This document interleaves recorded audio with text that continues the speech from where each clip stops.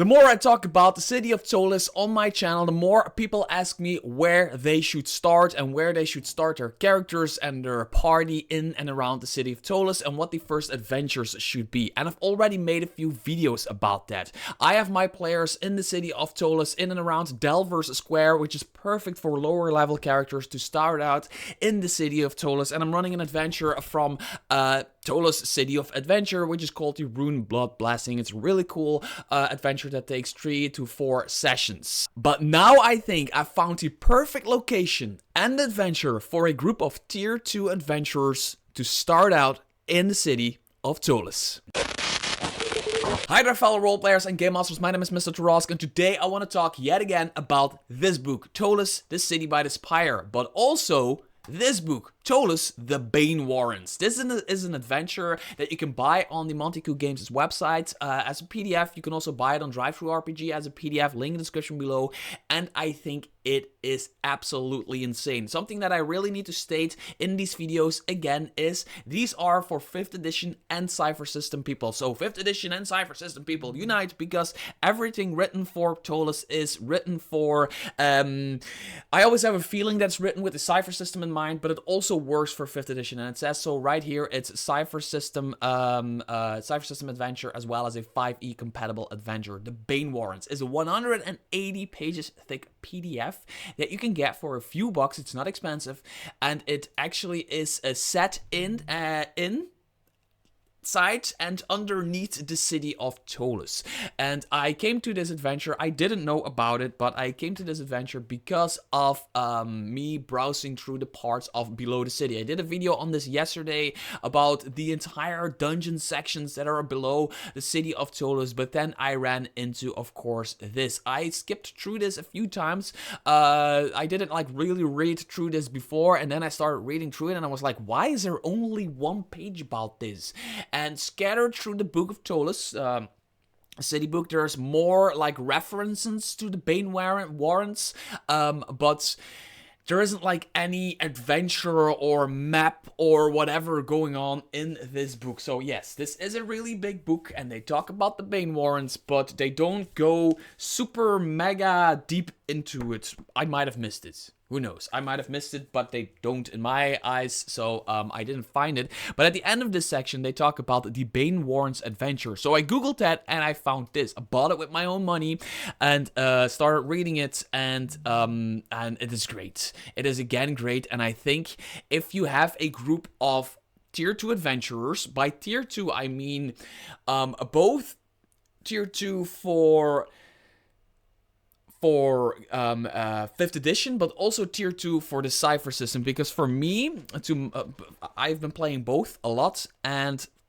the tiers are kind of like, they're not exactly the same, but like a level 1 character, a tier 1 character goes through all kinds of like phases until it goes to like tier 2, and tier 2 already becomes like a pretty strong thing. But that said, it is built for 5th edition, is built for the Cypher System, and it is a tier 2 adventure in the Banewarrens, but also in the city of Ptolus. And I want to talk about the adventure itself in a bit. I first want to talk about what the Banewarrens actually are, and I think this is really cool. So I'm not gonna go super deep into this. I've read multiple sections in the city of Ptolus about this. I've read about this in the Banewarrens adventure. I know a lot about it, but I'm just gonna like give you the synopsis to see if you want to play this dungeon, because this is a really cool dungeon. It really feels really cool.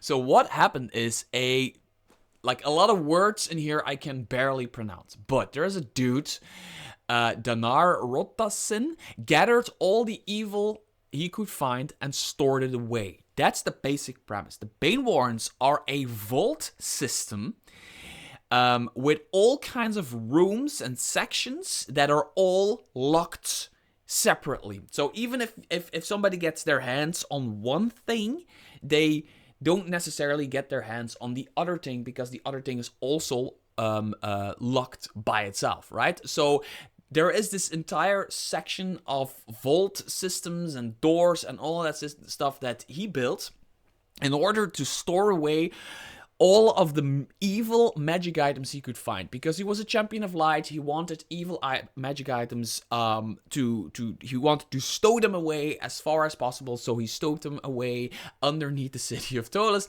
in the Banewarrens, right?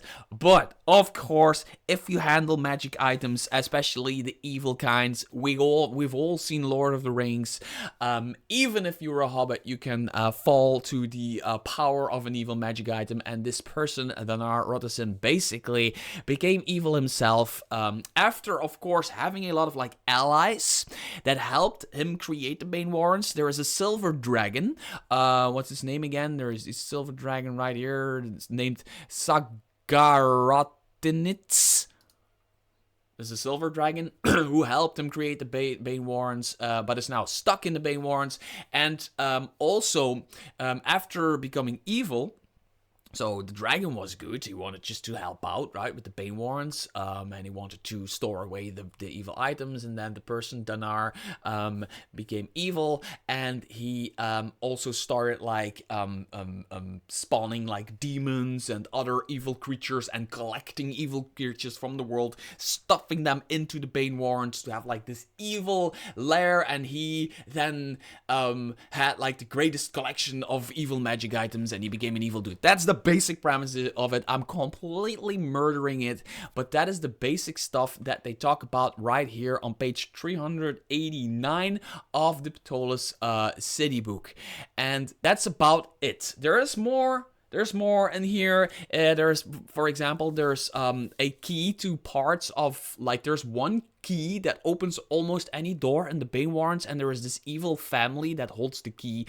If you read about that family in this book, you read about them having the key to the Banewarrens, which is great, because that again shows something that I've talked about in my previous video yesterday, that it's just the consistency of it all. Everything is super consistent. You read about a family, they have a key, then you read about the Banewarrens, about there being a key, probably belonging to that family, but that family is evil, and then it goes into a cult, and then they talk about guilds, and then everything is intertwined, and everything is super solid, right? So, of course, I had to Google the Banewarrens, I had to Google the adventure, and the adventure itself is just called the Banewarrens. So let's take a quick look at this adventure. Not a deep dive, not a full review, whatever. I've read like most of it, and I really love it. I really love how it's written and how solid, again, it is. And I'll show you what I love about it really quickly. So the Banewarrens is basically, at first glance, it is a dungeon crawl. A boots on the ground, super dangerous dungeon crawl, where you go into a dungeon that used to be a vault that holds evil magic items and now holds a lot of other crap after thousands of years, where the creator of the vault had good intentions, but now the creator of the vault turned evil, and now the evil magic items and the evil creatures and all that jazz are all in there, together with like a silver dragon that has been locked up there and is unable to escape. He might be pissed off, he might be not pissed off and grateful for releasing him, but he also might be hungry or whatever. I don't know. That is the Banewarrens adventure. But I think it's really cool where the creator, Monte has a few chapters. So there's chapters 1 all the way up to 10. Now, these chapters can be played in a linear way, but there's also a lot of room here to play them like there, and there. And what I think is really cool about this almost kind of like, it's a chapter in the dungeon, it's a chapter on the surface. It's a chapter in the dungeon, it's a chapter on the surface. A chapter in the dungeon, it's not like exactly that way, but that's how it feels, and that's really well done. Because, again, I'm going to say it again, sorry to my players, I really love you guys, but you need to learn to get out of this fucking dungeon every once in a while, right? I'm playing this dungeon with a group of mine, Scarlet Citadel, great dungeon by Kobold Press. But my players often don't find a good reason to go out of it, and then they get themselves killed, or at least into like really big trouble, right?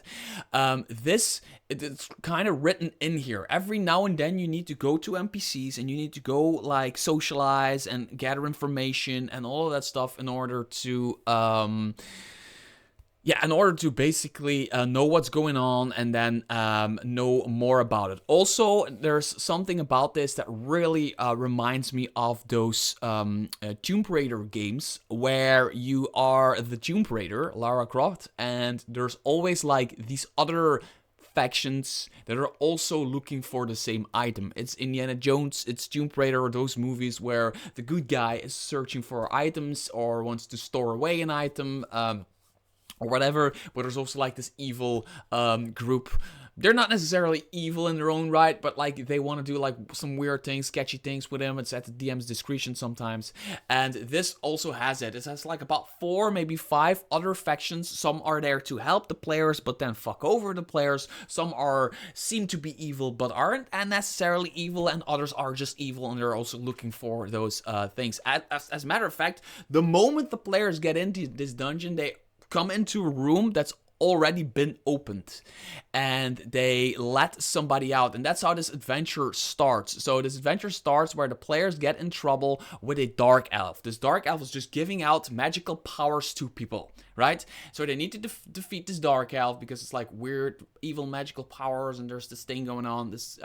They need to defeat that dark elf, and then they go research, and people tell them, like the church, which is one faction, they tell them like, oh, he might come from the Banewarrens, because we know there was a dark elf locked up there, but now he was out. So they go to the Banewarrens, they find this room semi-opened, and there's this other group that are like, yeah, fuck it, we let that person out, but we sealed the door again. We have a paladin, and he sealed the door again, and that is how the adventure actually starts, which I think is really cool.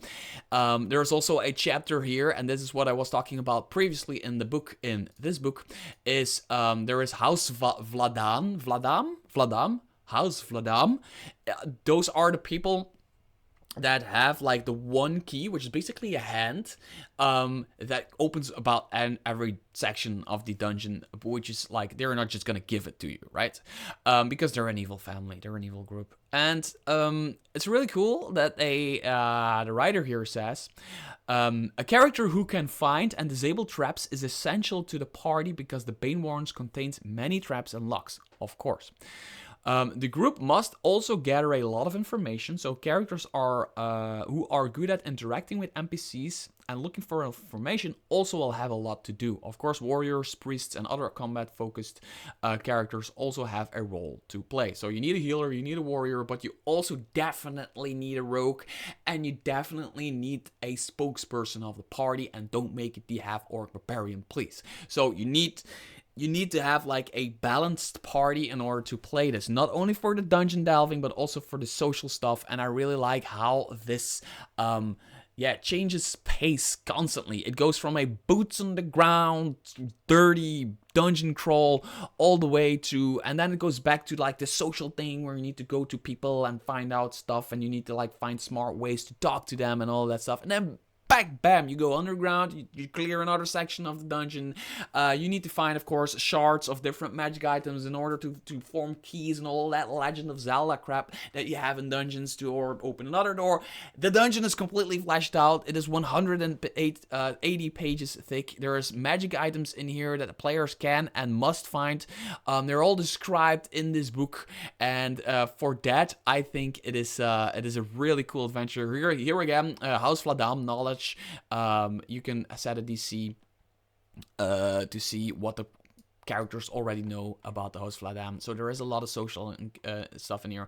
And that's something, for example, that I miss a little bit with the Scarlet Citadel. I'm going to talk again about the Scarlet Citadel. Scarlet Citadel is a super mega good, well thought out dungeon. Adventure-ish kind of thing, but like it has a town where the players start and go back to, and that town has NPCs, so there is role-playing, but there isn't like that linear role-playing where the adventure kind of dictates who you need to go talk to and what kind of information you need to find in order to be able to move on in the dungeon. And that I really like about a dungeon role like this. What they also add here is, if you still don't have bought this book, don't have bought this book, I cannot see why anybody would not buy this book. They have like a ton of information on Ptolus right here in the beginning, and especially on Delver's Square. Yes, I'm again there with my Delver's Square. Delver's Square is an important section where players go in order to, and they talk about like about like the district and the people in the temple district, and the old town, and all of that stuff in order to, yeah, in order to give you an idea of where it is set. So this is perfectly playable without the Ptolus book, right? Without it. If you as a game master want like more Ptolus kind of stuff in that adventure, or you want to run the adventure in like sections, and you want your characters to go to other places in the meantime, you need this book. But otherwise, you can really, you can buy this book for a couple of dollars, the Banewarrens, and you can play it as its own thing. You have enough information to at least start playing and start having fun in the Banewarrens in a trapped vault-like system that is full of evil and wicked creatures. And I can safely say that I'm super excited to run this adventure for my players after I'm done with the Rune Blood Blessing from this book, which is a great book that has 3 adventures in Ptolus. I've talked about this in another video. But after this, when this adventure is done, I really want my characters to go into the Banewarrens. I want an old school dungeon crawl together with like the social encounters and all that stuff. So I'm going to probably make videos about that as well and see how that goes. Right? Now, if you want to see more Ptolus content, make sure to hit the thumbs up underneath this video. Really important, because if you do it underneath this video, I will know that this video is something you like. Also, put in the comments what you want me to talk about Ptolus, what you want to see, what you want my opinion on, questions about the setting. I can just, like, in the comment section, if you have like a specific question, I can just look it up in the book and answer it if you want. So please do that, and until next video, bye bye.